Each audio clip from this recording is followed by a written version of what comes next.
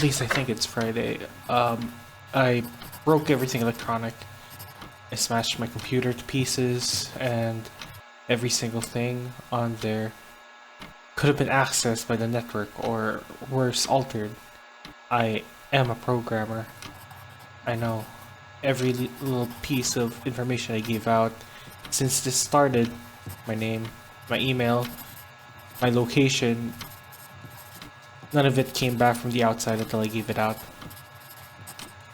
I've been going over and over what I wrote, and I've been pacing back and forth, alternating between stark terror and overpowering disbelief.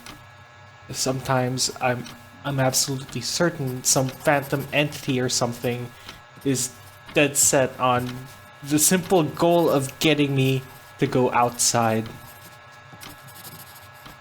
Back to the beginning, with the phone call from Amy. She was effectively asking me to open the door and go outside. I keep running through it in my head. One point of view says I've acted like a madman, and all of this is the extreme convergence of probability. Never going outside at the right time by pure luck. Never seeing another person by pure chance. Getting a random nonsense email from some computer virus or something at just the right time. But there is that other point of view that says that the extreme convergence of probability is the reason that whatever's out there hasn't gotten me already. I keep thinking, I never opened the window on the 3rd floor. I never opened the front door until that incredibly stupid stunt with the hidden camera, after which I ran straight into my room and slammed the door. I haven't opened my own solid door since I flung open the front door of the building. Whatever's out there, if anything's out there, never made an appearance in the building before I opened the front door. Maybe the reason it wasn't in the building already was that it was elsewhere, getting everyone else. And then it waited until I betrayed my existence by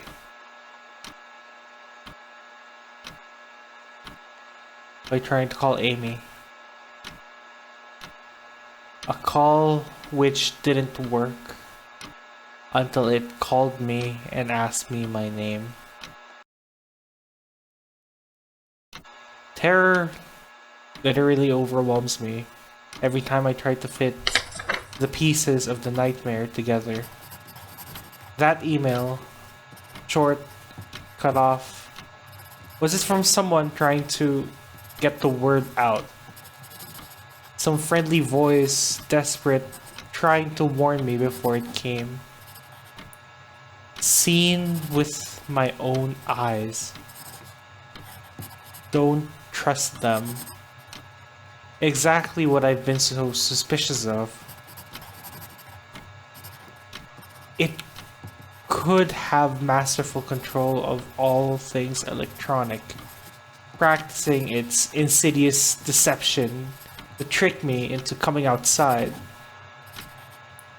But the question is, why can't it get in? It knocked on the door. It must have some solid presence.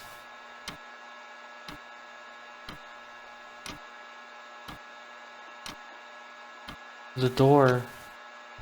The image of those doors in the upper hallway as guardian monoliths flash back in my mind every time I trace the path of thoughts.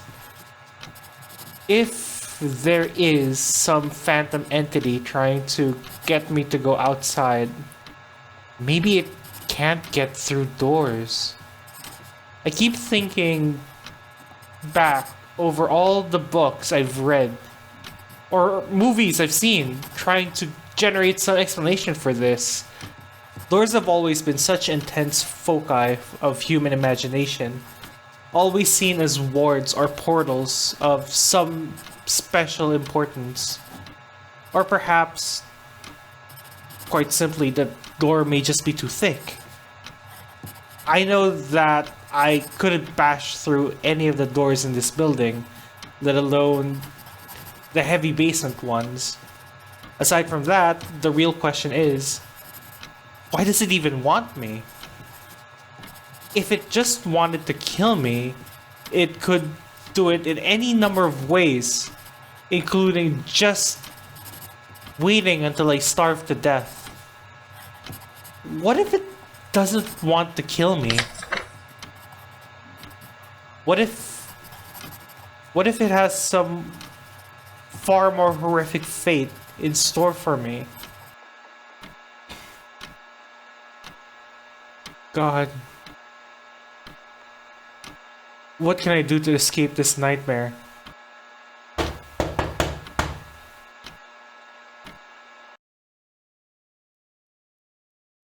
I told the people on the other side of the door, I need a minute to think and I'll come out. I'm really just writing this down so I can figure out what to do. At least this time I heard their voices. My paranoia, and yes, I recognize I'm being paranoid, has me thinking all sorts of ways that their voices could be faked electronically. There could be nothing but speakers outside simulating human voices. Did it really take them 3 days to come to talk to me? Amy is supposed to be out there along with 2 policemen and a psychiatrist. Maybe it took them 3 days to think of what to say to me. The psychiatrist claims could be very convincing. If I decided to think that this has all been a crazy misunderstanding and not some entity trying to trick me into opening the door. The psychiatrist had an older voice, authoritarian but still caring. I liked it. I'm desperate just to see someone with my own eyes. He said I have something called psychosis. And I'm just one of a nationwide epidemic of thousands of people having breakdowns triggered by a suggestive email that got through somehow. I swear he said got through somehow. I think you mean spread throughout the country inexplicably. But I'm incredibly suspicious that the entity slipped up and revealed something.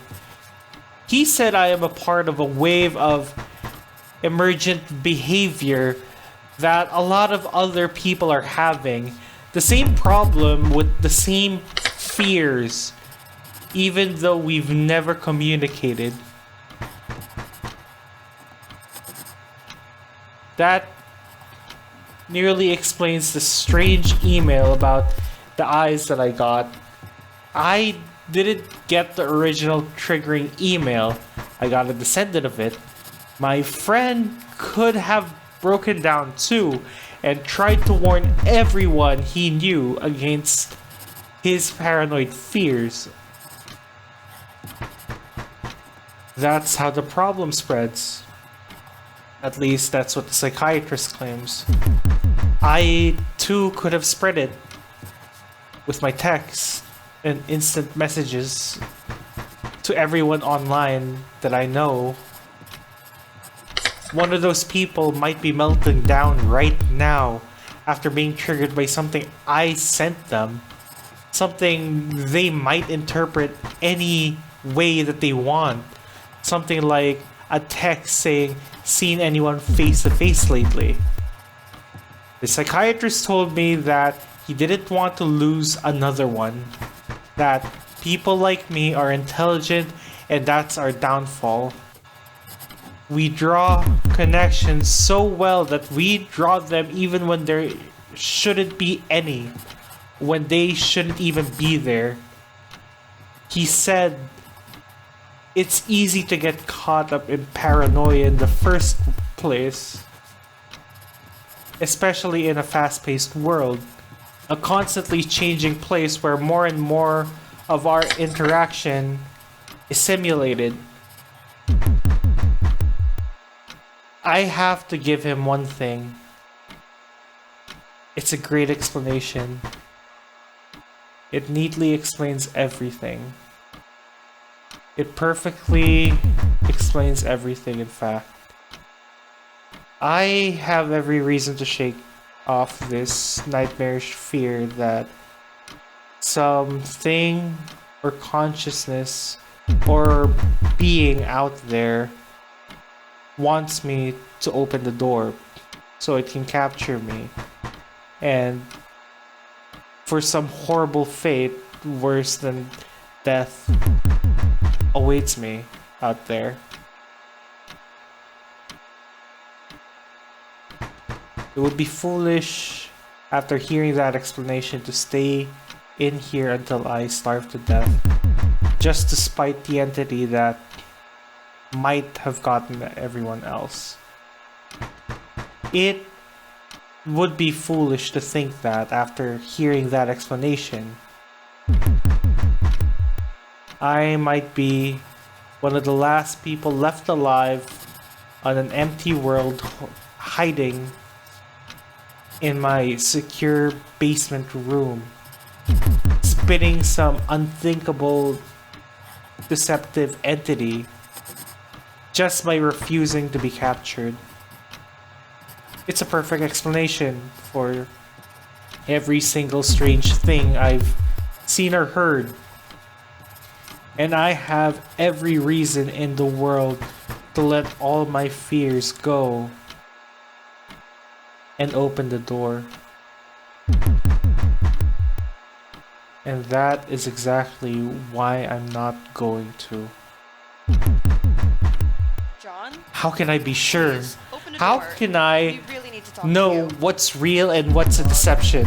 All of these damn things with these wires, all of these damn things with their wires and their signals that originate from some unseen origin, they're not real. I can't be sure. Signals through cameras, fake videos, deceptive phone calls, emails, even the television lying broken on the floor. How can I possibly know it's real? It's just signals, waves, lights, the door. It's bashing on the door. Open the door. It's trying to get in. What insane mechanical contrivance could it be using to simulate the sound of men attacking the heavy Open the door, wood John. door so well? Please, open At the least door. I'll We really finally need to talk see to it you. with my own eyes. There's nothing left in here for me to deceive it with. I've ripped apart everything else. John, It please. can't deceive my eyes. Can it? Seen with your own eyes, don't trust them. Wait, was that desperate message telling me to trust my eyes? Or warning me about my eyes too? Oh my god. What's the difference between the camera and my eyes? Open the door, They John. Open the door. They both turn light into electrical signals. They're the same. I can't be deceived. I have to be sure. I have to be sure. Open the door, John.